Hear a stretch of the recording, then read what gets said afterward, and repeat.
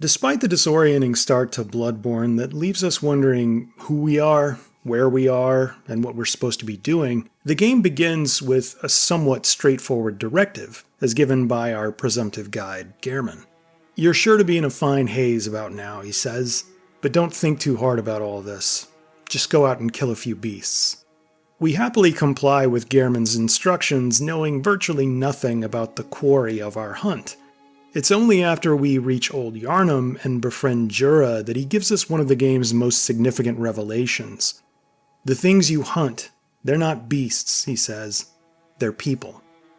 It's probably safe to say that our understanding of beasts has changed little, if at all, in the 10 years since Bloodborne's release. We've understood that beasts are people who've transformed, and we've recognized that the game's mystical blood is somehow behind this metamorphosis.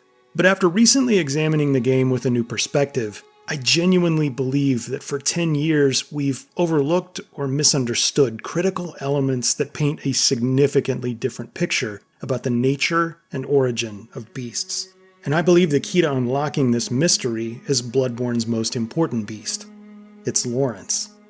I put together a 3-part series last year about the life and death of this enigmatic character, exploring, among other things, From Software's extensive effort to characterize Laurence as Bloodborne's Christ. And while we see this characterization executed in the visual portrayals of Laurence, the parallels appear to extend so far as to mirror the story of Christ's death. I used this evidence to put forth a new and somewhat controversial theory, that just like Christ, Laurence died and then miraculously returned to life. But horrifically, Laurence didn't return to life as a man. He came back as a beast. His transformation occurred after his death. Eventually, I began to wonder if this ghoulish miracle was unique to Laurence, or do we have any other examples of this kind of beastly resurrection? As I pursued this question, I was honestly shocked by the answer. We don't just have a few examples, we have hundreds of them. And the reality is that nearly every single beast we encounter in the game is a human who died and returned to life as a nightmarish creature.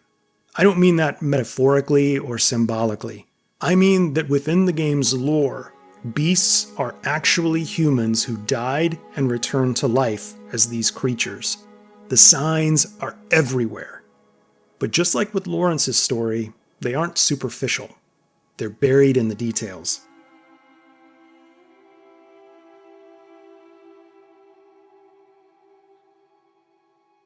To begin, it's vital that we consider From Software's storytelling intent in the early game, which they make surprisingly clear through the setting. After we awaken in Yosefka's clinic, it doesn't take long before we're exposed to 2 inescapable elements of the city of Yharnam. First and most obviously are the beasts, some fully formed and some partially transformed. And while the beasts understandably grab the bulk of our attention because they're actively trying to harm us, they're actually just the second most prominent feature of Yharnam. What's more prevalent than even the beasts are the signs of mass death. They greet us in the first minute of gameplay and remain alongside us at nearly every step of our journey. We emerge from the starting area, Yosefka's clinic, into a graveyard filled with tombstones stacked on top of one another. We leave the graveyard and step onto a back street of Yharnam, where we immediately find the rotting carcass of a horse. Barrels and carts filled with charred remains can be found just a few steps into the streets of central Yharnam, which we soon discover are cluttered with coffins and caskets. The alleys and even the walkways along the sewers are choked by these receptacles for dead bodies, many of which are wrapped with ropes or chains and secured with locks, perhaps to keep something from getting in, or perhaps to keep something from getting out. Gravestones are found on sidewalks and even directly in front of the doors of people's homes. Everything about Yharnam screams death. From Software is showing us over and over that there are lots and lots and lots of dead people in Yharnam. It's a defining trait of the city. We're supposed to notice it, and we're supposed to see it as crucial to the narrative. So, in Yharnam, the 2 most prominent features are the staggering number of dead people and the staggering number of beasts. That seems noteworthy. It also seems noteworthy that when we finally reach the game's first mandatory boss, Father Gascoigne, we don't encounter him on a city street or in some dark alleyway. He's in a place called the Tomb of Udden, an overflowing graveyard. And what did From Software decide to show us in the cutscene preceding Gascoigne's boss fight? What do they have him doing? He's hacking apart a beast inside a graveyard. If beasts are humans that have come back from the dead, this scene might be showing Gascoigne dismembering a human that has literally risen from a grave in this very graveyard. Now that we have that in the back of our minds, we can begin unearthing the meaty details that make this theory come to life. To do that, we need to turn our attention to Laurence.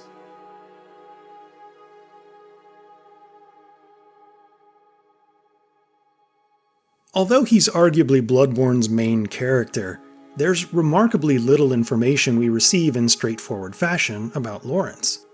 Much of his history comes not from dialogue or item descriptions, but instead from environmental storytelling. That's why I dedicated nearly 2.5 hours of analysis to this character in my 3-part series, What Really Happened to Laurence. Although I'll provide an abbreviated recap here, I would encourage you to view those episodes for necessary context. One of the main conclusions of that series was that Laurence is repeatedly characterized as Bloodborne's Christ. Some of these depictions are well known and easily accessible. Most obviously, we see Laurence's bodily remains displayed in the style of the Lamentation of Christ, initially in a nightmarish beast form.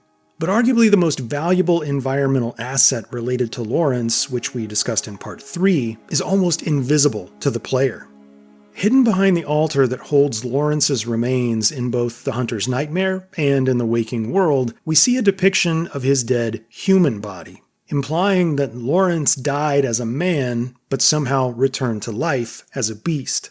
Given that Christ's most prominent miracle was his resurrection, it would make perfect sense for From Software to weave this into Laurence's history.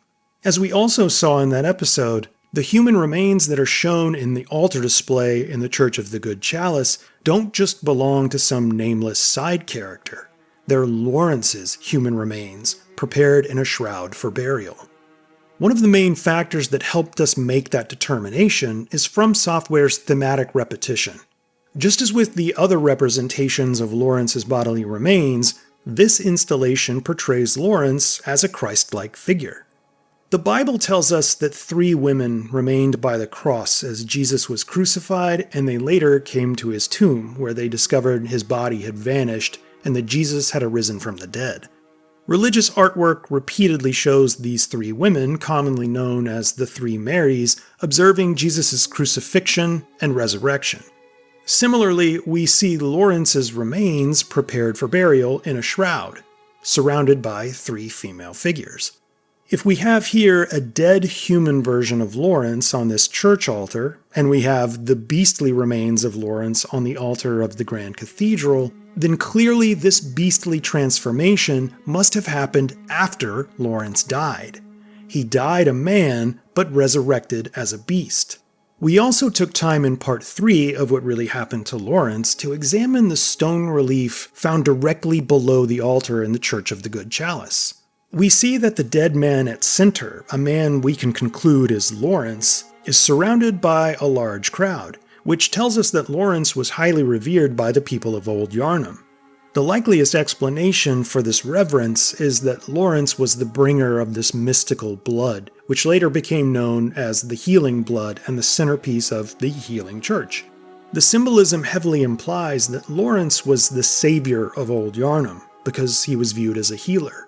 This portrayal only enhances the comparisons of Laurence with Christ. The New Testament books of the Bible tell multiple stories of Christ's healing powers. Luke chapter 5 verse 17 speaks unambiguously to this phenomenon, stating, "And the power of the Lord was with Jesus to heal the sick." The book of Mark tells of Jesus healing a woman who suffered from chronic bleeding, while the book of Luke recounts the tale of Jesus curing a man of paralysis. The parallels of Laurence with Christ appear to extend beyond their lives and well into their deaths.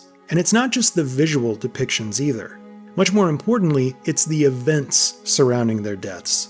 These are so significant, in fact, that they don't just reinforce the comparisons of Laurence to Christ, they combine with a bevy of other lore details to completely reshape our understanding of the nature and origin of Bloodborne's beasts. But we have to first examine the immediate aftermath of Christ's death.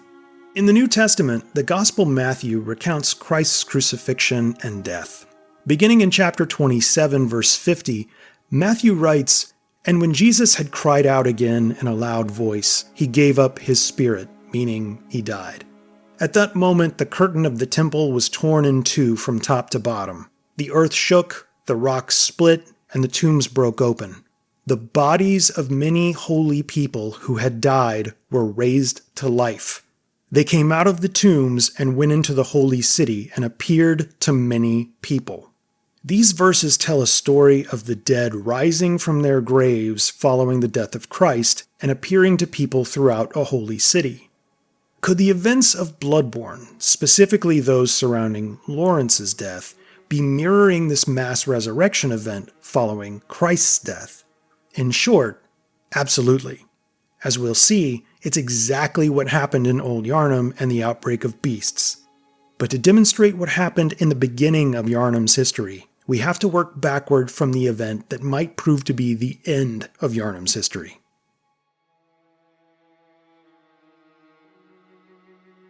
The origin story of beasts in Yharnam is, at best, a bit murky. Although beasts are mentioned countless times in dialogue and item descriptions, the most valuable source material regarding the origin of beasts is found within two cryptic lore notes. The first of these notes can be found in an abandoned house in Old Yharnam, serving as a sort of historical document about a fateful event that occurred long ago. It reads, "The red moon hangs low, and beasts rule the streets. Are we left no other choice than to burn it all to cinders?" The second note is found in the College of Byrgenwerth, which tells us, "When the red moon hangs low, the line between man and beast is blurred." The implication is very clear within these two notes. Something about the presence of a red moon hanging low in the sky is associated with the widespread transformation of men into beasts. This mysterious red moon remains only an abstraction for us until we defeat a boss that proves to be a monumental turning point in the game's lore and atmosphere. That boss is Rom. There's little information available to us about Rom, and most of it comes from two lore notes, although they don't mention Rom by name. They refer only to a spider, or the Byrgenwerth spider. What's important, though, is that both notes tell us, word for word, that this spider, quote, hides all manner of rituals. We learn through other sources that the ritual Rom is hiding is taking place in Yahar'gul. A note found in the underground cell in the hidden village tells us, madmen toil surreptitiously in rituals to beckon the moon. Deeper into Yahar'gul, we find another note that reads, the Mensis ritual must be stopped, lest we all become beasts. What exactly is the Mensis ritual? I don't think it's an exaggeration to say that there are at least a dozen somewhat popular explanations. I won't muddy the waters even more, but I think it's worth simplifying a few key details from the lore notes we just reviewed. First, we're told that Rom is hiding a ritual, one that is being conducted by the school of Mensis. Second, we're told that these Mensis scholars are conducting this ritual to beckon the moon. Third, we're told that when the red moon hangs low, the line between man and beast is blurred. And fourth, we're told that if the Mensis ritual to beckon the moon isn't stopped, we'll all become beasts. Even if we don't know exactly what the Mensis ritual entails, we know at minimum its intended outcome. Mensis scholars want to somehow beckon the moon, although we don't yet understand why. We just know that Rom is keeping this effort hidden from the world. Fortunately, the details of these events aren't restricted to lore notes. They become tangible through gameplay. When we defeat Rom, we're shown a strange cutscene that gives us our first glimpse of Queen Yharnam, looking longingly at the sky. Our character turns to investigate, and what do we see? A gargantuan red moon that suddenly appears overhead, almost as if it's hanging in the sky just above the surface of the moonside lake. It seems a safe bet that this previously unseen red moon is the aforementioned moon the Mensis scholars are attempting to beckon, and that the now defeated Rom was keeping hidden from view. After a brief glimpse at the red moon, our character collapses to the ground and then reawakens at the gate to a previously inaccessible portion of Yharnam, further emphasizing that the effort by Mensis to beckon the moon was happening here, within Yharnam. We're also given a message upon our awakening here, confirming that the ritual Rom was hiding has been revealed, hence the text, "Ritual Secret Broken." But what about the other lore note we discussed regarding this hidden ritual?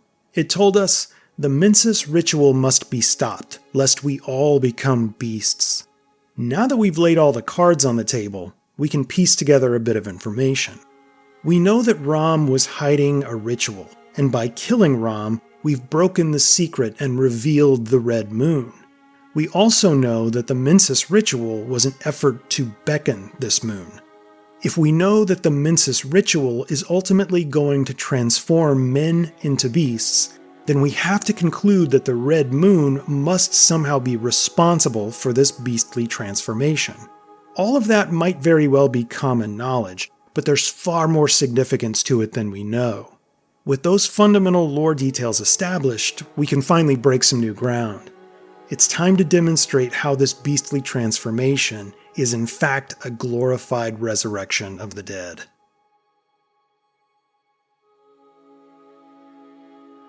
The concept of resurrection is already woven into the fabric of Yharnam, which we experience from the second we arrive. Recall how we first got here. We can't just open a gate or cross a bridge to get into Yharnam. We have to be killed by a kidnapper enemy, stuffed into his bag, and then have our body be deposited in a holding cell 2 levels underground. For whatever reason, it would seem the scholars conducting this Mensis ritual are harvesting bodies of Yharnamites and bringing them here. It's only when we enter the newly accessible area of Yharnam after defeating Rom that we see what's evidently the true nature of this quarter. The huntsman enemies are still here, but they keep coming back to life no matter how many times we defeat them. We discover that it's these chime maidens or bell-ringing women who ring their bells and keep summoning these partially transformed beastly enemies from beyond the grave. As we noted earlier, resurrection is built into the dynamic of this area. We also encounter horrific abominations called cramped caskets, which are essentially caskets filled with reanimated corpses. Again, resurrection is inherent to Yharnam. It's when we come to the end of this main thoroughfare of Yharnam that we finally encounter what is most likely this mysterious Mensis ritual. It seems to somehow involve the same chime maiden enemies we've seen throughout Yharnam resurrecting huntsmen. Here, they're positioned around a courtyard, and as before, are ringing their bells, opening a portal of sorts to another world, and calling forth a gruesome amalgamation of dead bodies called the One Reborn. Rebirth, of course, is a term that could be used synonymously with resurrection. Based on the lingual cues and the much more explicit visual cues we receive, it's safe to say the One Reborn is very literally a giant mass of resurrected corpses. How does all this tie into the idea of beastly resurrection? Part of the answer can be found in the cutscene for the One Reborn. When we enter the boss arena, our attention is directed immediately to a massive red moon looming overhead, signaling that the moon is somehow associated with this ritual, just like we observed in the mini lore notes we discussed earlier. From Software is making it a point to focus our attention right away on the red moon in this scene. They don't just show it to us at the very beginning either. They zero in on the moon to show us that it's directly associated with the rebirth of this creature, this amalgamation of dead bodies. It's birthed from a moon-sized opening in the sky. The red moon, therefore, is a catalyst for rebirth or resurrection. The question, of course, is why? Why is the red moon a catalyst for resurrection? and how does it connect with beastly resurrection? We receive a huge piece of this puzzle after we defeat the One Reborn. When we activate the lamp here, we learn that this location is called Advent Plaza. This name might be an afterthought for many of us, but it's essential to the resurrection narrative. Advent is a season observed by Christians, Catholics in particular, that begins between November 27th and December 3rd. It's considered a time of preparation, in part for the upcoming Christmas holiday and the celebration of Christ's birth. But Advent is primarily a season of preparation for the return of Christ, commonly known as the Second Coming, when Jesus will return to earth from heaven, granting eternal salvation for his believers and triggering the end of days. In this regard, Advent is both a season of preparation for Christ's birth, as well as his second coming, or his rebirth. That we encounter a creature called the One Reborn in Advent Plaza is no coincidence. It's a deliberate decision to provide a metaphorical framework around this piece of Bloodborne's plot. But that's just the beginning. Beliefs regarding the second coming of Christ differ across Christian denominations, and the theological basis for the second coming relies on interpretations both of verses from numerous books of the Bible as well as the Nicene Creed. But a core belief of the second coming of Christ is the resurrection of the dead, as summarized in 1 Thessalonians chapter 4. For we believe that Jesus died and rose again, and so we believe that God will bring with Jesus those who have fallen asleep in him. According to the Lord's word, we tell you that we who are still alive, who are left until the coming of the Lord, will certainly not precede those who have fallen asleep. For the Lord himself will come down from heaven with a loud command, with the voice of the archangel, and with the trumpet of God, and the dead in Christ will rise. In these verses, the Apostle Paul not only writes that Jesus will come back to earth from heaven, and that the deceased who believed in Christ will rise from the dead to live eternally in heaven, he also compares death to being in a state of sleep, a theme that is extremely prominent in Bloodborne, a game in which dream and nightmare realms are treated as a sort of afterlife. We see similar language describing the second coming in 1 Corinthians chapter 15, which reads, "Behold, I show you a mystery. We shall not all sleep, but we shall all be changed, in a flash, in the twinkling of an eye, at the last trump. For the trumpet shall sound, the dead shall be raised imperishable, and we shall be changed." Not only does Paul again compare death to sleep, he writes that the dead, upon their resurrection, shall be changed. They will be raised imperishable, meaning brought back to life and in a changed state. By placing an entity called the One Reborn in an area called Advent Plaza, and designing said entity as an amalgam of dead bodies having been reborn, From Software is almost telegraphing their thematic intent and how we're supposed to interpret these themes to discern the game's story. The Ritual of Mensis was an effort to beckon the Red Moon. By summoning the Red Moon, it somehow triggered the resurrection of a collection of dead bodies called the One Reborn. But by beckoning the moon, the line between man and beast has been badly blurred. That's because, just as is prophesied with Christ's rebirth on earth when the dead will rise up, the dead of Yharnam are rising up, but as beasts. That's what's happening in the Yharnam we experience as the player character. The Ritual of Mensis has been occurring in a hidden village, one that's inaccessible to the world, and kept secret by Rom. Although the residents of Yharnam can't see the Red Moon, nor can we the player see it when we first arrive here, it's been here for a while, but hidden by Rom. And the nightmarish byproduct of its arrival is the resurrection of Yharnam's many, many dead. Hence why we encounter many, many beasts. This interpretation also enables us to make sense of several confounding features in the Church of the Good Chalice in Old Yharnam. We know that the current arrival of the Red Moon over Advent Plaza isn't the first of its kind in Yharnam's history. Another similar event occurred here long ago, as told in the lore note we find in Old Yharnam, which reads, "The Red Moon hangs low, and beasts rule the streets. are we left no other choice than to burn it all to cinders.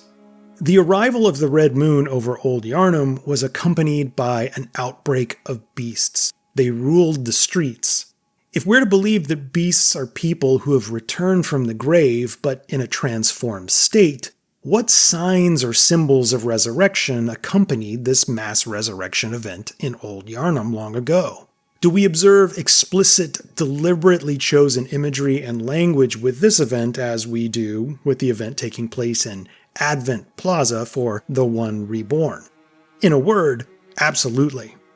We've talked quite a bit in my recent videos about the sculptures in the apse of the Church of the Good Chalice, but something we didn't address regarding the women in this altar display is their facial perspective. Although they're kneeling over a dead man who's wrapped for burial, they're not looking down at his corpse, meaning Laurence's corpse. They're looking upward at some unseen event or celestial body in the sky. If we know that the Red Moon at some point arrived in Old Yharnam and triggered an outbreak of beasts, and we know that the Red Moon's arrival in Yahar'gul is also associated with a resurrection ritual, then it seems a very safe bet that the women in this display are looking up at the Red Moon. Fortunately, we're given even more evidence to solidify this conclusion. On the sides of the main altar display, we find statues of two highly distorted figures that are depicted with several exaggerated features.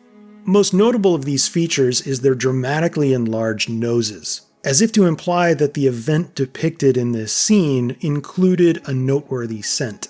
What would that be? Without question, it's the moon. Imposter Yosefka's first words to us are, "Ah, moonlit scents," indicating a distinctive smell of the moon. Similarly, Queen Annalise of Cainhurst greets us by saying, "Visitor, moon-scented hunter." The moon has a prominent, unique smell. Collectively, these assets in the Church of the Good Chalice are showing us Laurence's dead body wrapped in a shroud for burial. Like Christ at his crucifixion and resurrection, he's surrounded by three women. These women are looking up to the sky, observing the arrival of the Red Moon that is hanging low over Old Yharnam. And the strange-looking men with upturned noses are catching the distinctive smell of the moon as it arrives. What we're seeing in this scene is the arrival of the Red Moon that triggered the resurrection of the dead in Old Yharnam, causing them to rise from the grave not as men, but as beasts. They overwhelm the city, leaving the people of Old Yharnam no choice but to set the city ablaze. But it wasn't just the countless dead that arose as transformed creatures. The former savior of Old Yharnam, its Christ-like figure who had died shortly before, also came back to life, not as a man, but as a beast. It's why we see Laurence's dead human body on the altar of this church, but we find his beastly skull on the altar of the Grand Cathedral. Laurence died as a man and came back to life as a beast. It's a nightmare distortion of Christ's resurrection story. Again, we have to ask, why is the moon the catalyst of this beastly resurrection? Within the confines of the game's lore, we're not given enough information to understand why the moon should be as significant as it is. And we're also left largely unsatisfied trying to find a logical and strong link between the Red Moon and beastly transformation. Sure, we could simply fall back on the horror trope of men transforming into werewolves under a full moon. But if we continue exploring the world through this religious perspective, we're finally able to answer this question. It's because the moon is connected to the timing of two religious events that Bloodborne openly and explicitly mimics. The moon is tied to Christ's death and his second coming. Easter is the Christian holiday that celebrates the miracle of Christ's resurrection, his emergence from his tomb 3 days after his crucifixion. Christians have observed this day of remembrance for at least 1800 years, and the formalized timing of this holiday was the subject of great dispute in the 4th century in what became known as the Paschal Controversy and later the Easter Controversy. The dispute centered on the timing of what's sometimes called Resurrection Day, meaning the date that Christ arose from the dead. Early Christians chose to celebrate the resurrection on the same date as the Jewish holiday of Passover. And later leaders in the Eastern and Western churches debated over scriptural interpretations that would determine when the celebration should be held each year. Ultimately, Emperor Constantine I ended the controversy in 325 by calling the Council of Nicaea. The council determined that Easter, or Resurrection Day, would be marked each year not by a calendar date, but by a celestial marker. Christians would henceforth honor the resurrection of Christ on the first Sunday after the first full moon following the vernal equinox. It would be the arrival of the full moon, also known as the Paschal moon, that would mark the day of celebration of Christ's resurrection from the dead. Why is the red moon the catalyst of beastly transformation in Bloodborne? It's because From Software is using the marker of Christ's resurrection, the moon, as the symbol of beastly transformation within the game. It's a reference to Easter, meaning Jesus' death and subsequent resurrection. The Paschal moon is associated with Easter, which makes sense why From Software would use the moon as the trigger for a mass resurrection event involving Bloodborne's Christ figure and many dead Yharnamites around him. But what about Advent? Why do we see the moon again appear over Advent Plaza much later in Bloodborne's timeline? Christian denominations for generations have celebrated Advent beginning on the fourth Sunday before Christmas. The timing of this event is completely independent of the moon. So why would we see From Software use the red moon again as a trigger for resurrection in Advent Plaza? As we discussed earlier, Advent is a religious season associated with Christ, one that's focused on preparing for his second coming, also known as his resurrection on Earth. As we've noted countless times, Laurence is undoubtedly Bloodborne's Christ. We know that Laurence died but somehow resurrected, thanks to the arrival of the Red Moon in Old Yharnam. We also know that Laurence the Beast also died, considering we find his beastly remains on the altar of the Grand Cathedral. If current members of the Healing Church continue to revere Laurence and view him in many ways as a Christ-like figure, which seems plainly obvious, then what would they want more than anything else? Just like Christians celebrate Advent in anticipation of the second coming of Christ, is it possible that members of the Healing Church are also hoping for a second coming of Laurence? That's what appears to be happening. The Mensa scholars, these madmen toiling surreptitiously to beckon the moon, aren't just doing this arbitrarily. They seem to be conducting this ritual in an attempt to resurrect Laurence, Bloodborne's Christ. That's why the ritual is taking place in Advent Plaza, and results in the interdimensional summoning of a creature called the One Reborn, this mass of resurrected dead bodies. If this ritual were in fact an attempt to instigate the second coming of Laurence, it appears to have failed. But this idea might help us make sense of something that has baffled the lore community for about a decade. Although we receive a substantial amount of information about Laurence through environmental details, we receive very little information about him from other sources. One of the only spoken references to Laurence comes in a somewhat rare bit of dialogue from Gehrman. Muttering in his sleep, Gehrman says,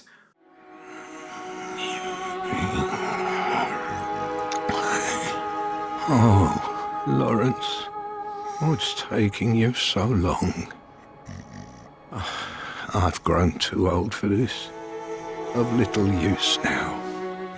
This line strongly implies that Gehrman is waiting on Laurence to do something, and has been waiting for a very, very long time.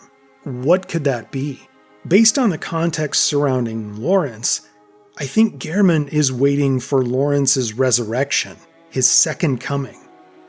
Why would he be doing that? Because Gehrman is trapped in this endless dream, an afterlife realm that serves as a sort of purgatory or limbo.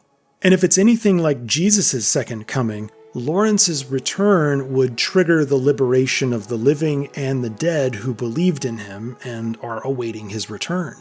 As is told in Hebrews chapter 9, just as people are destined to die once and after that to face judgment, So Christ was sacrificed once to take away the sins of many, and he will appear a second time, not to bear sin, but to bring salvation to those who are waiting for him.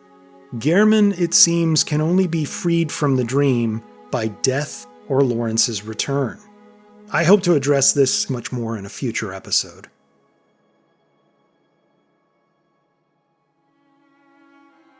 Thus far, we've focused primarily on Laurence's resurrection and its parallels with Christ's resurrection. But I promised that we'd uncover the abundant, albeit shrouded evidence indicating that nearly every beast creature in Bloodborne is in fact a dead human who has returned to life in this transformed state. To begin this process, let me ask you a deceptively simple question. What do you notice about essentially every single beastly enemy we can find in and around the city of Yharnam? It's something that's present regardless of their shape, their size, their attire, or their weapons. Whether it's a huntsman, a scourge beast, a huntsman's minion, or a beast patient, they all have one thing in common beyond the teeth and fur. They're all covered in what appear to be bandages. They circle their arms, legs, heads, or sometimes most of their bodies. And unless there's a secret pack of medics roaming the streets of Yharnam tending to the needs of beasts, it seems safe to conclude that these creatures were humans who were wrapped in this fabric before they became beasts. If these are bandages, we could assume that they were wrapped around people who might have been on the path to death, perhaps because they were badly injured or wounded. That would certainly make sense in Old Yharnam, which is overrun with so-called beast patients. From Software might be using this qualifier to indicate these were people who were already injured or sick, hence the name patient. But what kind of ailment would require people to be wrapped in fabric, particularly on their extremities? We learn from the antidote item description that Old Yharnam suffered from a baffling sickness called ashen blood, which would certainly explain why so many people might have been considered patients. Might these numerous beast patients have been victims of this ashen blood? That seems very reasonable, especially considering there's a variant of enemy specifically called the Ashen Blood Beast Patient. It's the draped beast who screams and buffs nearby enemies. Still, I struggled to answer the question. Why would people need to be bandaged if they were suffering from a blood disease? After mulling this over for a few days, I realized that I was asking the wrong question. The more important question is this. What exactly are these wrappings we find on all the beast creatures in Yharnam? Eventually I realized these aren't bandages at all. And that's when everything clicked. To comprehend the essence and purpose of these wrappings, we need to look again at the religious metaphors surrounding Laurence. And just as we've seen before, biblical text helps make sense of this design detail. The book of John tells the story of Jesus and his disciples traveling to Judea, where Jesus' friend Lazarus had died 4 days earlier. Jesus says to Lazarus' sister Martha, "I am the resurrection and the life.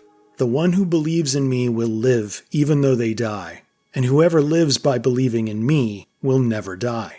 Jesus approached the tomb of Lazarus, which was sealed with a stone, saying, "Lazarus, come out." The dead man came out, his hands and feet wrapped with strips of linen, and a cloth around his face.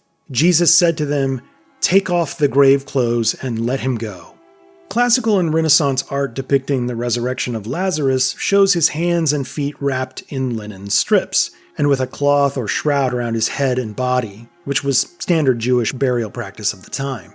These are the grave clothes of which Jesus spoke. Following his crucifixion, Jesus himself was buried with a cloth around his head and strips of linen wrapping his body, as is told in John chapter 19 and Luke chapter 24. If that sounds familiar, it should, because it's exactly what we're seeing on the beasts of Old Yharnam. These aren't bandages at all. They're grave clothes. Two enemies in particular help us firm up this conclusion. Unlike the standard male beast patients we find in Old Yharnam, A certain variant of beast patients, as well as the taller female beast patients, aren't just covered in linen strips around their arms and legs like Lazarus and Jesus were.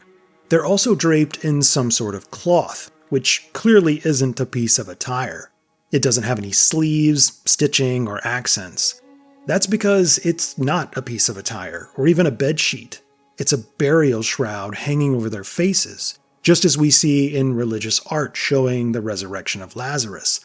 These beast patients appear to be people who were already dead, whose bodies were prepared for burial, if not just buried outright, and who later resurrected as beasts. How do we know the residents of Old Yharnam were even aware of burial shrouds or used them in this practice?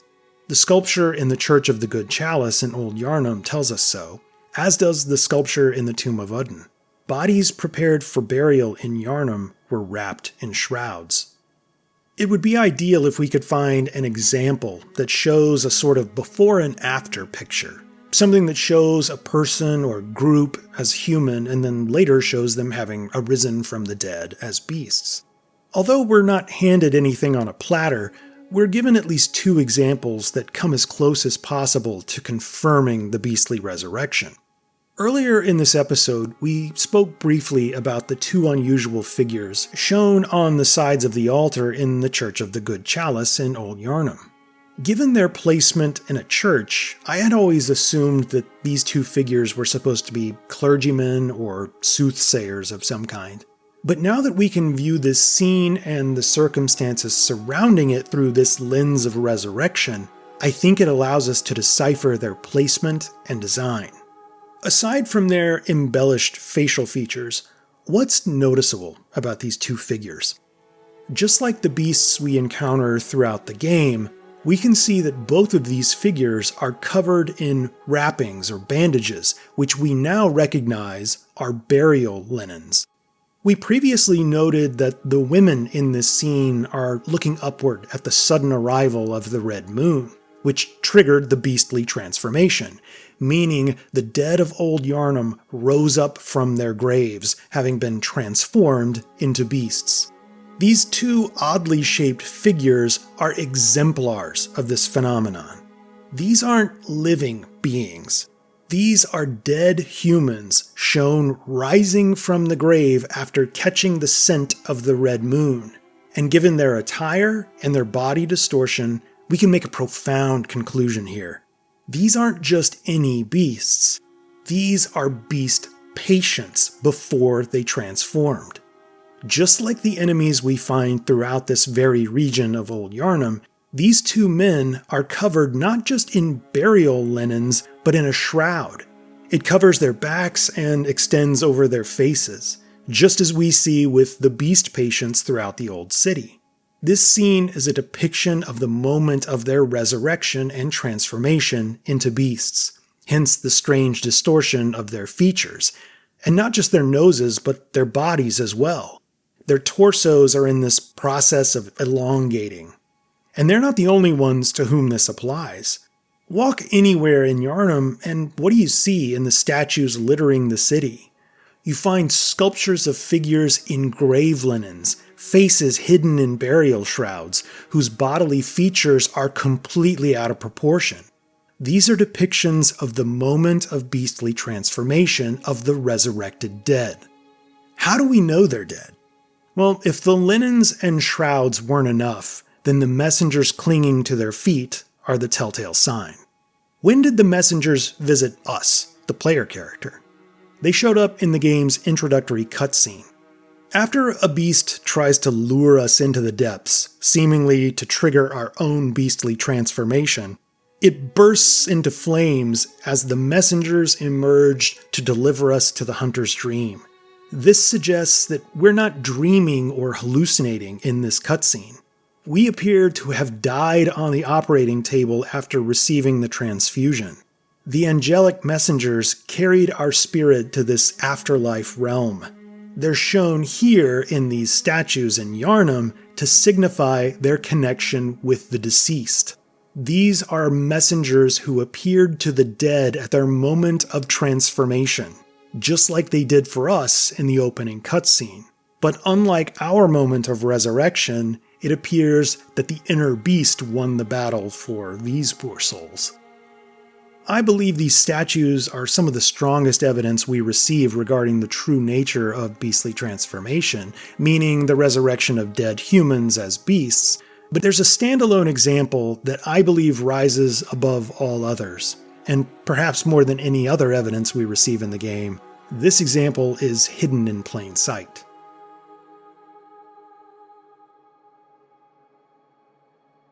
Not long after we awaken in Yusefka's clinic at the beginning of the game, we come across a home in central Yharnam where we can speak through the window with a character named Gilbert, a man we never see in human form.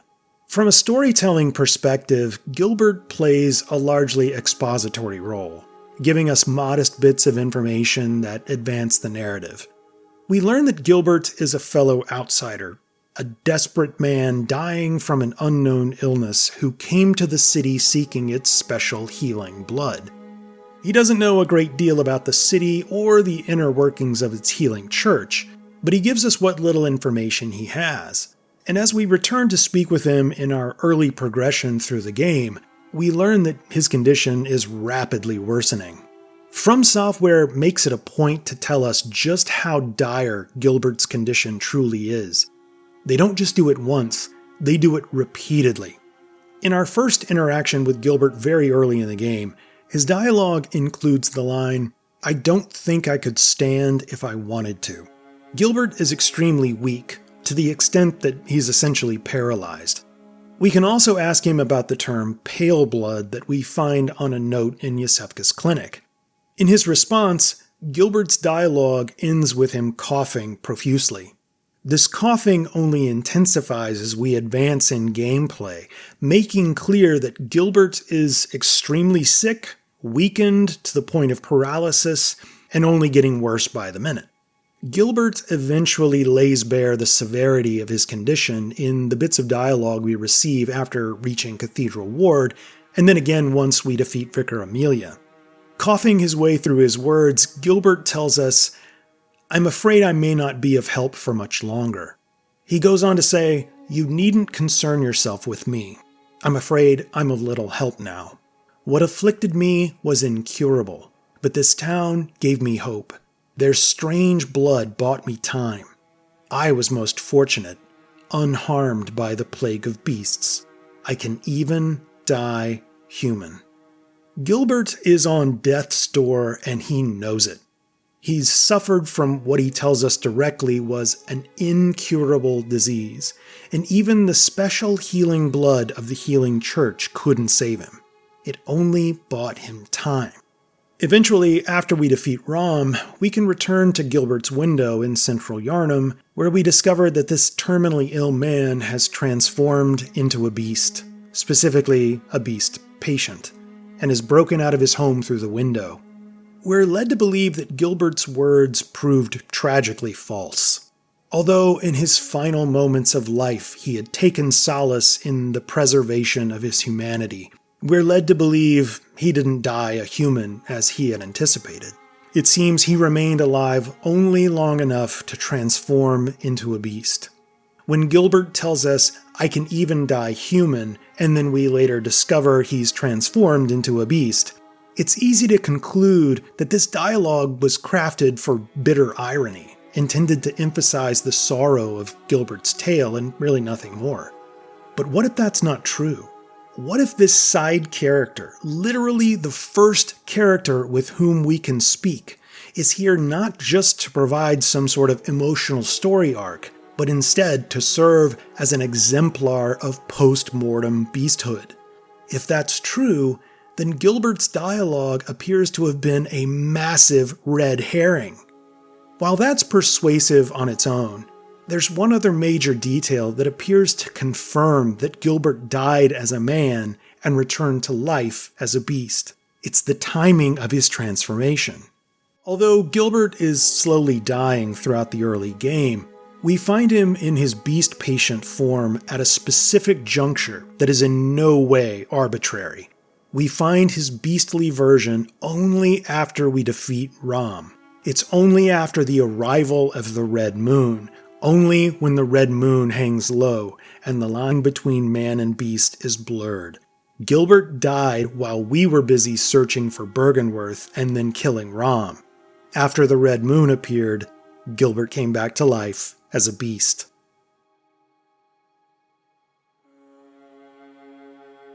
If you're like me, you probably started thinking about counterexamples, or elements that don't align with this theory of beastly resurrection. There's one in particular. What about the beast transformations that we directly observe? Specifically, Father Gascoigne, Vicar Amelia, and the suspicious beggar. How do they factor into the equation? The key thing to keep in mind is that these three characters, as best as we can tell, are still alive when we encounter them. Unlike the beasts we find everywhere throughout Yharnam, these three characters weren't already dead when they transformed. These characters therefore aren't resurrected as beasts. They're living people who appear to have gone blood drunk. This is a term that we see multiple times in the game, and it probably deserves more investigation than we can do in this episode. But it's a term that appears to distinguish those who are resurrected from those who transform into beasts while alive. One possibility is that the beastly transformation is inevitable for those who consume the game's mystical blood. It always occurs whether you're alive or dead. It just happens to be occurring on a grand scale with the countless dead bodies we see inundating the city of Yharnam. And maybe it's by design that two of these three characters who transform while alive have lines of dialogue that speak to this possibility. Gascoigne tells us, "Beasts all over the shop. You'll be one of them, sooner or later." The beggar, meanwhile, mutters with his dying breath, "Rancid beasts, every last one of us." They seem to be telling us that everyone becomes a beast eventually, somehow, some way. I think it's also important to address a question I've received from time to time in recent months. We've talked extensively in this video and in my 3-part series on Laurence about religious influences that shape Bloodborne's character and plot. But viewers have asked me, how does this connect with the medical metaphor that you discussed in the Agony of Effort series? In truth, it connects seamlessly.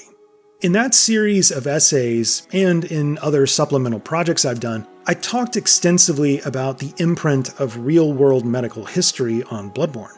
Arguably the main concept of this medical metaphor is one I addressed more extensively in Part 5, and then in the final episode, Part 14, which was the phenomenon of body snatching and anatomical dissection, which was fundamental to medical research in the late 18th and 19th centuries.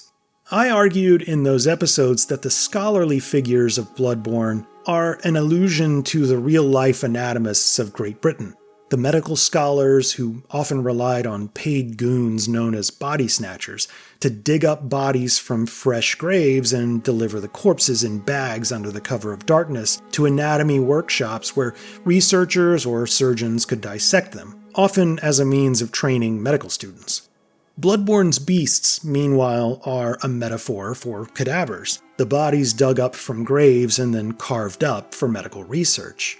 Although often called body snatchers, these men were more commonly known as resurrectionists or resurrection men. Bodies would be buried one day, and then a day or two later would vanish from the graveyard, as if, like Christ, they had resurrected from the dead. All the signs we receive in the game that align with Georgian and Victorian-era body snatching and anatomical dissection intertwine with the religious connotations of resurrection we see with the beast creatures in Yharnam. Earlier in this episode, I noted that we see coffins throughout the city of Yharnam, but there's an unsettling facet to them. Often we find them wrapped in ropes or chains and secured with locks, which seems to strongly connect with this concept of body snatching. If we view these assets through the lens of the medical metaphor, the chains seem to be a reference to the need to keep body snatchers out. But if we view this asset not through the medical metaphor lens, but instead through the in-game lore lens, it gives us an inverse but somehow complementary takeaway. The people of Yharnam weren't just burying their dead. They were putting their bodies in coffins and securing them tightly with chains, because they knew that the dead were coming back to life. Just like Laurence and just like Gilbert, the dead humans of Yharnam didn't stay dead. They returned to life as beasts, and securing coffins with locks and chains was one way to ensure the beasts couldn't escape. On that note, I've been trying to work this into a video for nearly 5 years, so I might as well take this opportunity to do it now. You know the wooden shield? The one that proves absolutely useless in this game? Yeah, that's not a shield at all. It's the broken lid of a wooden casket. It's another indication of the beastly resurrection, resulting from a dead person transforming into a beast while in the casket and then busting their way out. That's probably why it's described as being used by the masses who've arisen to join the hunt. It's also described as ineffective against beasts. That's because beasts already arose from the grave and easily broke through these wooden caskets that contain their bodies. Clever, right? I hope this video gave you a new perspective on Bloodborne, and that it revives the conversation around the nature of beasts. There's quite a bit I wasn't able to address in this essay, so it's likely I'll follow up with another episode in the next few months. Until then, good hunting, and thanks for watching.